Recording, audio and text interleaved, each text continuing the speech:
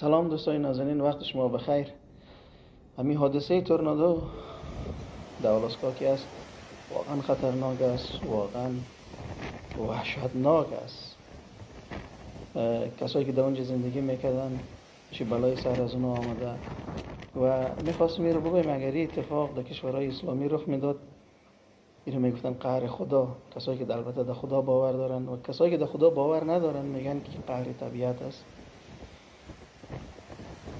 ولی در کل این رو برای شما میخوایم بگم که 7.3 ریشتر زلزله واقعا یک سونامی خطرناک را در این منطقه ایجاد کرده، بسیار خطرناک است.